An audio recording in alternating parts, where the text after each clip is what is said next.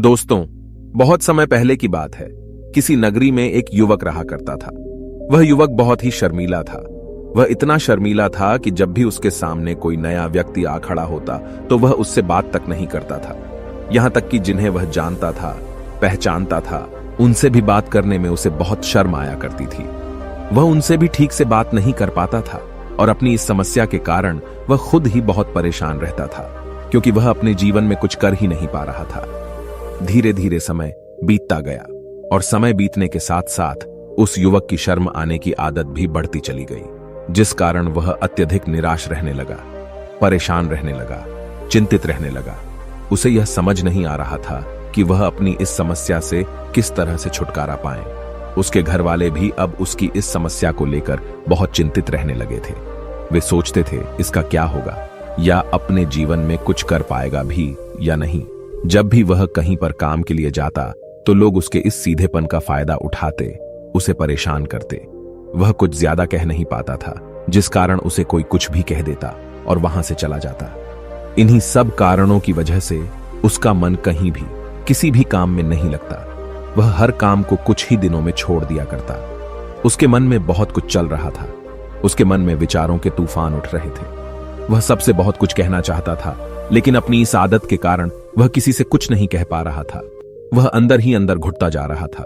सारे विचार, सारी बातें उसके मन में ही दबी पड़ी थीं, लेकिन कभी भी वह किसी से भी अपने मन की बात नहीं बताता था। जब छोटा सा बच्चा था तब उसे लोग बहुत पसंद करते थे।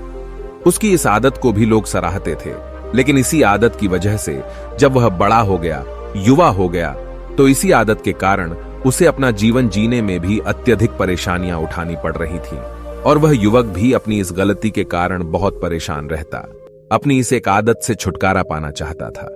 वह चाहता था कि वह लोगों से अपने मन की बात खुलकर कह पाए। वह जो कुछ करना चाहता है, जो कुछ कहना चाहता है, वह सबसे वह खुलकर कह सके, कर सके। लेकिन जब भी कोई दूसरा उसके सामने आता तो उसकी जुबान मानो खुलती ही नहीं। यहां तक कि वह अपने माता पिता के सामने भी ठीक से बात नहीं कर पाता था। केवल उसके कुछ मित्र थे जिनसे वह अपने मन की बात कर पाता था। जब भी वह किसी बात का जवाब देता तो लोग उसकी हंसी उड़ाते, उसका मजाक बनाते।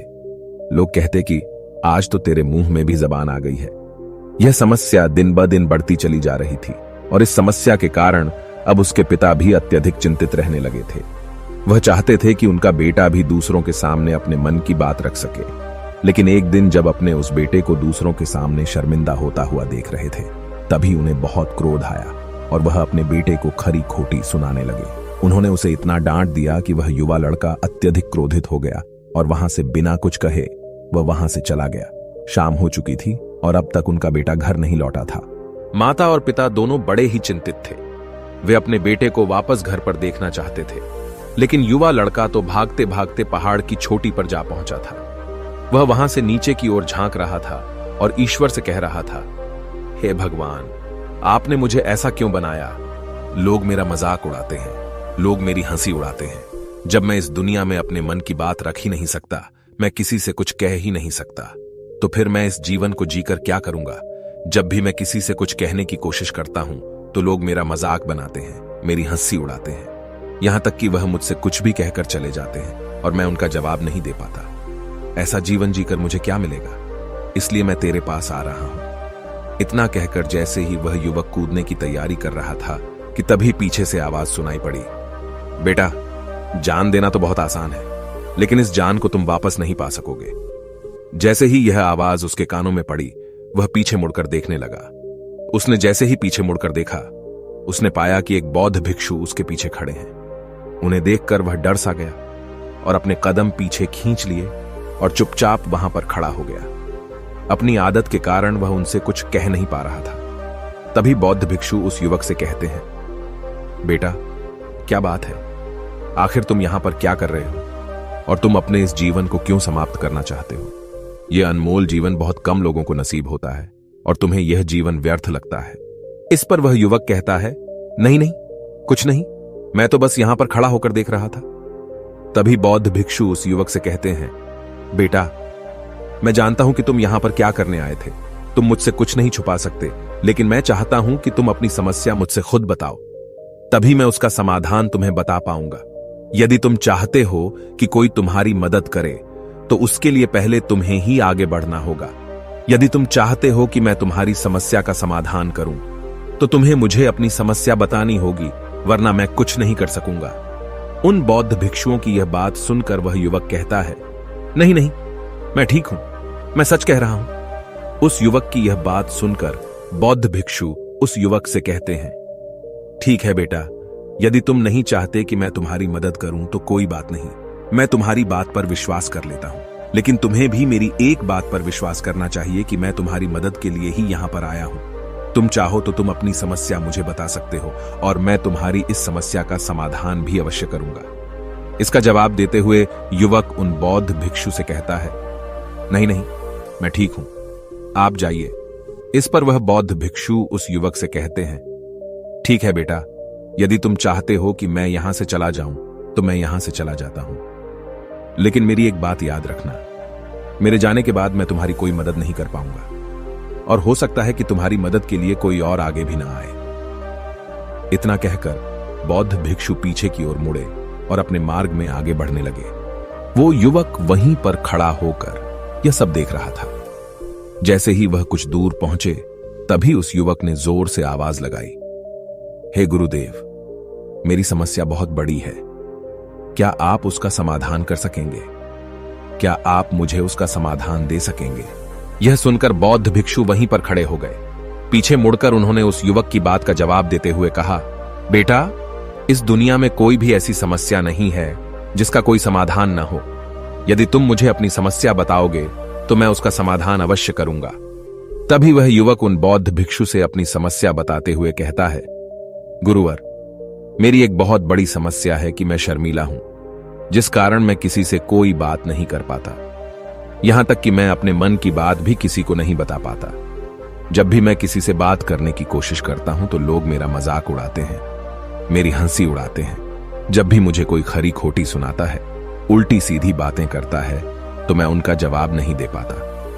मैं लोगों की तरह चालाक बनना चाहता हूं, लोगों की तरह बातों का जवाब देना चाहता हूं, अपने मन की बात करना चाहता हूं। मैं इस दुनिया के साथ कदम से कदम मिलाकर आगे बढ़ना चाहता हूं। क्या इसका कोई समाधान है? उन भिक्षु ने उस युवक की सारी बातें ध्यानपूर्वक सुनी और फिर जवाब देते हुए कहते हैं, बेटा, जरूरत से ज्यादा शर्मीला होना, इसका अर्थ यह है कि तुम्हारे अंदर कोई डर है जिसे तुम पहचान नहीं पा रहे, जिस कारण उसका समाधान करने में भी असमर्थ हो। शर्म करना अलग बात है और डरना अलग। जब हमारे भीतर डर होता है तब हम कहीं भी, किसी से भी कोई भी बात नहीं कर सकते। हमें चारों तरफ केवल डर ही नजर आता है और हम हर जगह से डरते ही रहते हैं, लेकिन इसे शर्माना नहीं कहते। शर्म तो बस एक हद तक तुम्हें चुप रख सकता है। फिर वह बौद्ध भिक्षु उस युवक से कहते हैं, बेटा, तुम सबसे अधिक किससे शर्माते हो? युवक इसका जवाब देते हुए कहता है, गुरुवर, मुझे अपने पिता से बात करने में बहुत शर्म आती है, मैं उनके सामने कुछ बोल ही नहीं पाता। तभी वह बौद्ध भिक्षु उस युवक से कहते हैं, अच्छा, तो यह बताओ, जब तुम अपने पिता से बात कर रहे होते हो या फिर बात करने का प्रयास करते हो तो तुम्हारे मन में कैसे ख्याल आते हैं? युवक इसका जवाब देते हुए कहता है, गुरुवर, जब भी मैं अपने पिता से बात करने का प्रयास करता हूं तो मुझे ऐसा लगता है कि मानो मेरे पिता अभी मुझे डांट देंगे, मुझ पर क्रोध करेंगे, मुझसे या नाराज हो जाएंगे, और कहीं ना कहीं मुझे यह भी लगता है कि मैं कुछ गलत बात ही करूंगा। यहां तक कि मेरे मन में ऐसे भी ख्याल आते हैं कि शायद मेरे पिता मुझसे प्यार ही नहीं करते। परंतु गुरुवर, आप कहते हैं कि शर्म अलग है और डरना अलग बात है, तो क्या कोई ऐसा उपाय है जिससे मुझे डर ही ना हो? क्या कोई ऐसा रास्ता है जिससे मेरे अंदर का यह डर पूरी तरह से समाप्त हो जाए? कृपा करके मुझे इस समस्या का समाधान बताइए। मुझे अपने इस डर से बाहर निकलना है। मुझे लोगों की तरह अपने इस जीवन को खुलकर जीना है। उस युवक की ये सारी बातें सुनकर बौद्ध भिक्षु उस युवक से कहते हैं, जाओ और अपने पिता से कहो कि मुझे कुछ काम करना है और उसके लिए मुझे आपसे कुछ धन चाहिए। यदि तुम उनसे धन मांगने में कामयाब हो गए तो मैं तुम्हें तुम्हारी समस्या का समाधान अवश्य बताऊंगा। वह युवक काफी घबरा गया। उसने उन गुरुवर से कहा, हे गुरुवर, मुझे यह कार्य न दीजिए, मैं उनसे कुछ नहीं कह पाता। उनके सामने तो मेरी बोलती तक बंद हो जाती है, मैं उनसे धन भला कैसे मांगूंगा? यह बात सुनकर बौद्ध भिक्षु उस युवक से कहते हैं, तब तो तुम्हारी समस्या का कोई भी समाधान नहीं है और न ही तुम कभी भी अपने जीवन को खुलकर जी पाओगे। यह बात सुनकर युवक उन भिक्षुओं से कहता है, गुरुवर, ऐसा न कहें, कृपा करके मुझे कोई और कार्य बताइए, कोई ऐसा कार्य जिससे मेरे अंदर का डर पूरी तरह से समाप्त हो जाए, कोई ऐसा समाधान बताइए। इसका जवाब देते हुए वह बौद्ध भिक्षु उस युवक से कहते हैं, बेटा, यदि तुम्हें अपने अंदर के डर को समाप्त करना है तो पहले तुम्हें मेरा यह कार्य करना होगा जो मैंने तुम्हें कहा है। वह युवक घबराकर काफी देर सोच विचार करने के बाद पूर्ण गुरुवर से कहता है, ठीक है, यदि आप चाहते हैं कि मैं इस कार्य को करूं तो मैं इसे करने का पूरा प्रयास करूंगा। इतना कहकर वह युवक अपने घर लौट जाता है। उसे देखकर उसके माता पिता बहुत खुश हो जाते हैं और वह युवक अपने पिता से डरते डरते कहता है, पिताजी, मुझे आपसे कुछ बात कहनी है। इस पर उसके पिता कहते हैं, बोलो, क्या बात है। युवक आगे कहता है, पिताजी, मैं कुछ काम करना चाहता हूं और उसके लिए मुझे आपसे कुछ धन चाहिए। क्या आप मुझे कुछ धन दे सकते हैं? इतना सुनकर उस युवक के पिता ने उसकी ओर ध्यान से देखा। काफी देर देखने के बाद वह खुशी से झूम उठे और तुरंत ही उन्होंने कुछ धन अपने पुत्र के हाथों पर रख दिया और कहने लगे, बेटा, इतना धन काफी है कि तुम्हें और चाहिए। इसके जवाब में वह युवक अपने पिता से कहता है, नहीं नहीं पिताजी, इतना काफी है, मैं इतने से काम चला लूंगा। वह युवक उस धन को लेकर तुरंत दौड़ा दौड़ा उन बौद्ध भिक्षु के पास लौटा और जो धन उसने अपने हाथों में ले रखा था उसे दिखाते हुए वह कहता है, गुरुवर, जैसा आपने कहा था, मैं धन लेकर आपके पास आ चुका हूं। मैंने अपने पिता से धन मांग लिया है। अब मुझे आप मेरी समस्या का समाधान बताओ। तभी बौद्ध भिक्षु उस युवक से कहते हैं, अरे इतनी जल्दी क्या है, अभी तो तुम्हें मेरे लिए एक और काम करना है, तभी मैं तुम्हें तुम्हारी समस्या का समाधान अवश्य बताऊंगा। और यदि तुम मेरे लिए इस कार्य को नहीं पूरा कर सके तो मैं तुम्हें कभी भी तुम्हारी समस्या का समाधान नहीं बताने वाला। तभी वह युवक उन बौद्ध भिक्षुओं से कहता है, हे गुरुवर, अभी तो मैंने आपके लिए एक काम किया है, अभी आप मुझे एक और काम करने के लिए कह रहे। तभी बौद्ध भिक्षु उस युवक से कहते हैं, हां, तुम्हें मेरे लिए एक और काम करना ही होगा। वह युवक एक बार फिर से काफी देर सोच विचार कर उन बौद्ध भिक्षु से कहता है, अच्छा ठीक है, बताइए, अब मुझे क्या करना है। इसके जवाब में बौद्ध भिक्षु उस युवक से कहते हैं, जाओ और यह धन जो तुमने अपने पिता से मांग कर लाया है, इस धन को वापस अपने पिता को लौटा दो और साथ साथ यह भी कहना कि पिताजी, मैं अभी काम नहीं करना चाहता, लेकिन जब समय आएगा तो मैं आपसे यह धन वापस ले लूंगा और उससे अपना काम पूरा करूंगा। यह बात सुनकर युवक एक बार फिर से ऊपर से नीचे तक पूरी तरह से कांप गया और कहने लगा, गुरुवर, आप मुझे कोई और काम सौंप दीजिए, मैं उसे जरूर करूंगा। लेकिन अब यदि मैं धन लेकर उनके पास वापस गया तो वह क्या सोचेंगे मेरे बारे में? मैं तो शर्मिंदा हो जाऊंगा उनके सामने। इसलिए गुरुवर, कृपया करके मुझे कोई और काम दे दे। तभी बौद्ध भिक्षु उस युवक से कहते हैं, बेटा, जो काम मैंने तुम्हें सौंपा है, तुम्हें उसी कार्य को पूरा करना होगा, अन्यथा तुम्हारी समस्या का समाधान मैं तुम्हें नहीं बताने वाला। काफी देर सोच विचार करने के बाद वह उन बौद्ध भिक्षु से कहता है, ठीक है गुरुवर, मैं वापस जाता हूं और यह धन लौटाकर मैं अभी आता हूं। वह तुरंत दौड़ा दौड़ा अपने पिता के पास वापस लौटा। उसने अपने पिता से कहा, पिताजी, मैं यह धन अभी नहीं लेना चाहता, अभी यह धन आप मुझसे वापस ले लीजिए। जब मुझे कोई काम पड़ेगा तो मैं आपसे यह धन वापस ले लूंगा। उसके पिता ने उस युवक की तरफ घूर घूर कर काफी देर तक देखा और फिर मुस्कुराते हुए कहने लगे, बेटा, मैं समझता हूं कि किसी भी काम को शुरू करने से पहले हमें उसके बारे में जानकारी इकट्ठा करनी चाहिए। उसके बारे में समझना जरूरी है। कब, क्या, कैसे और कब तक करना है, इसके बारे में भी हमें जानकारी लेनी जरूरी है। कोई भी काम ऐसे ही नहीं शुरू किया जा सकता। उसमें हम सफल होंगे या फिर नहीं, इसका भी अनुमान हमें लगाना पड़ता है। और जब हम इन सभी के बारे में सही जानकारी प्राप्त कर लेते हैं, तभी हमें धन लगाना चाहिए। मुझे बहुत खुशी है कि तुमने यह सही निर्णय लिया है। जब तुम्हें यह समझ में आ जाए कि जो कार्य तुम करने जा रहे हो वह तुम्हारे लिए उचित है, तब तुम चाहो तो मैं तुम्हें यह धन वापस लौटा दूंगा। युवक अपने पिता से यह सारी बातें सुनकर मन ही मन बहुत प्रसन्न था। उसने यह तो उम्मीद तक नहीं की थी कि उसके पिता हंसकर उसे इस तरह से सारी बातें समझाएंगे। वह मन ही मन यह सोच ही रहा था कि तभी उसके पिताजी उसके और करीब आए और अपनी उस युवा बेटे को गले से लगा लिया। जैसे ही उसके पिता ने उस युवक को गले से लगाया, उसको बहुत अच्छा महसूस हुआ। उसका आत्मविश्वास, उसका हौसला और बढ़ता गया। उसके बाद युवक वापस पुण्य गुरुवर के पास लौटा और कहने लगा, गुरुवर, जैसा आपने कहा था मैंने बिल्कुल वैसा ही किया है। मैंने धन अपने पिता को वापस कर दिया है। अब तो कृपया करके मुझे मेरी समस्या का समाधान बता दीजिए। तभी बौद्ध भिक्षु उस युवक की तरफ देखकर मुस्कुराते हैं और इस युवक से कहते हैं, बेटा, इतनी जल्दी क्या है? अभी तो तुम्हें मेरे लिए एक और काम करना ही पड़ेगा। वह युवक कहता है, महाराज, आप आखिर मुझसे बार बार इस तरह से काम क्यों करवा रहे हैं? क्या आपके पास मेरी समस्या का कोई समाधान नहीं है? कहीं आप मुझे बेवकूफ तो नहीं बना रहे?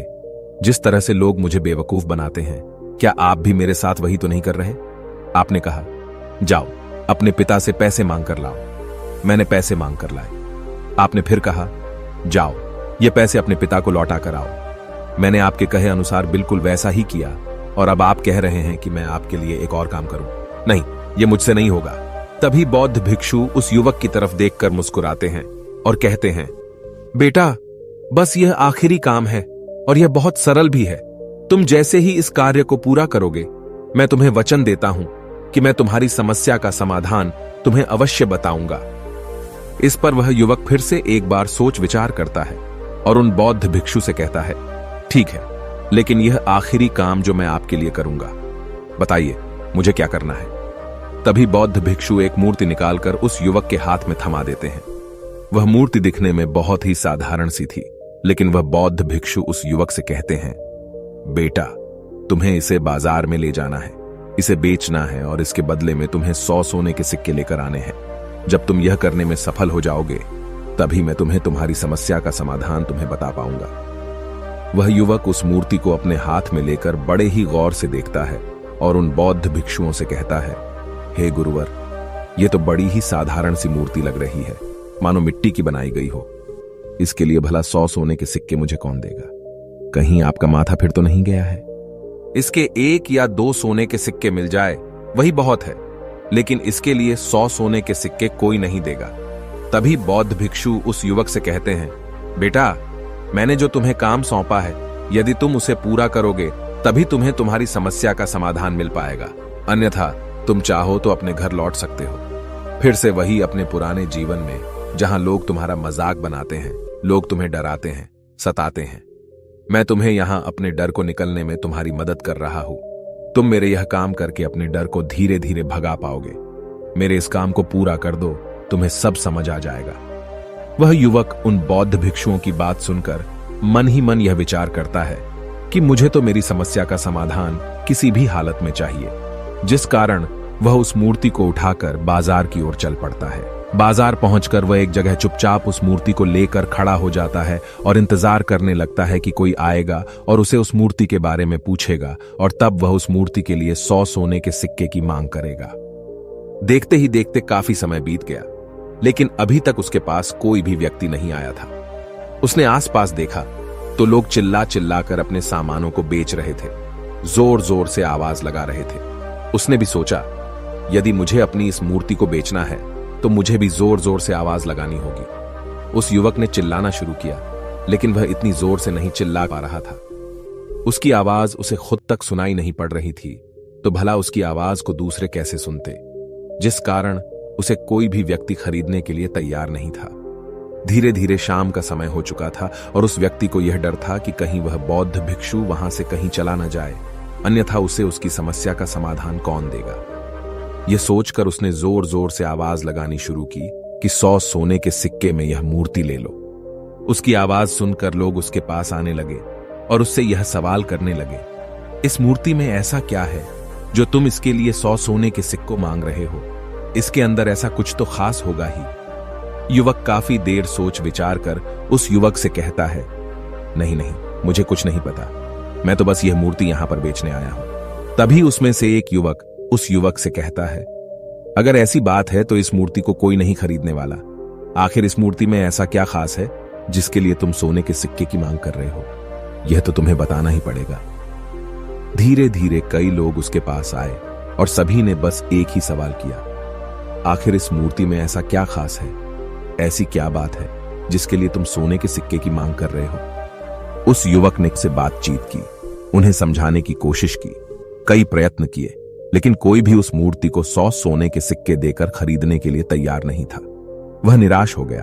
उसे कुछ समझ नहीं आ रहा था कि वह क्या करे। तभी बाजार में उसने देखा कि कुछ लोग अपने सामानों की खासियत बता रहे हैं, उसे बेचने के लिए उसकी खास खास बातों के बारे में लोगों को समझा रहे हैं।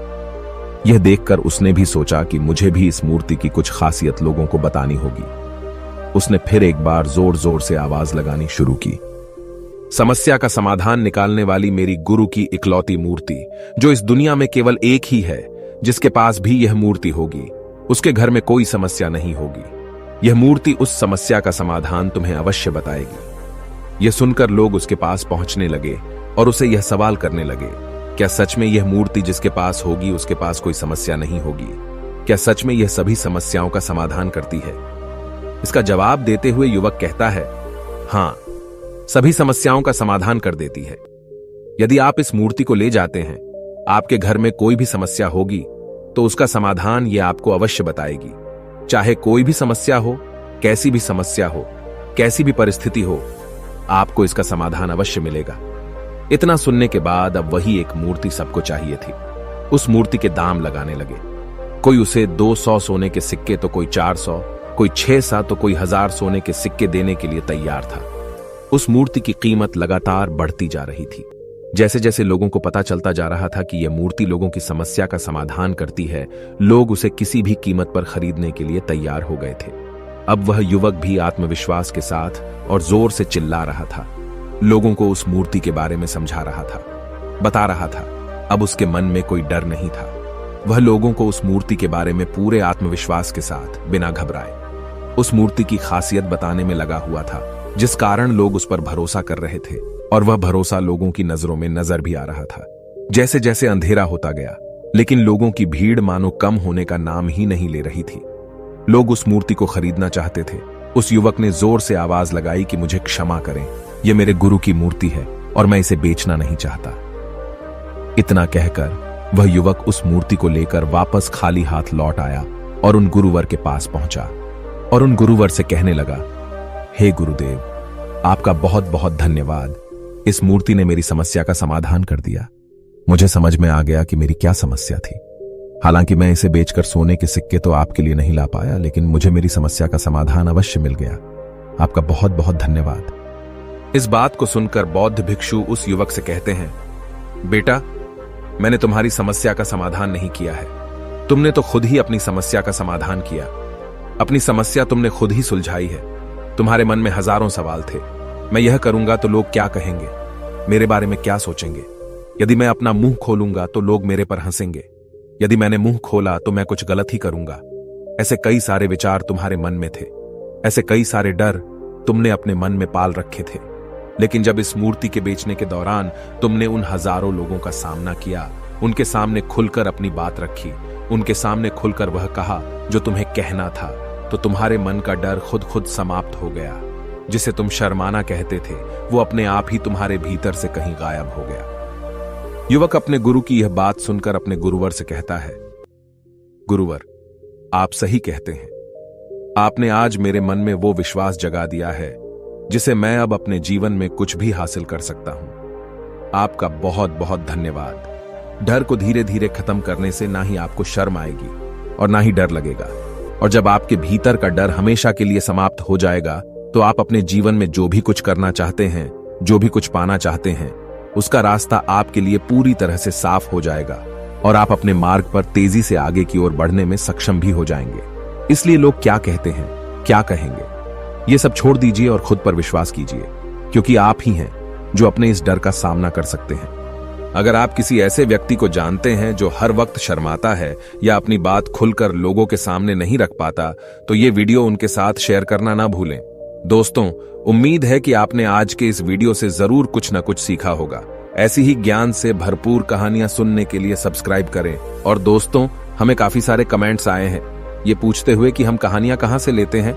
हमने इस बारे में सोचकर अपने मेंबर्स को ये कहानियां देने का फैसला किया है। तो अगर आपको कहानियां पढ़ने में इंटरेस्ट है तो प्लीज बोधि इंस्पायर्ड की मेंबरशिप ज्वाइन करें। चलिए मिलते हैं एक और वीडियो में। तब तक के लिए अपना ख्याल रखें। नमो बुद्धाय।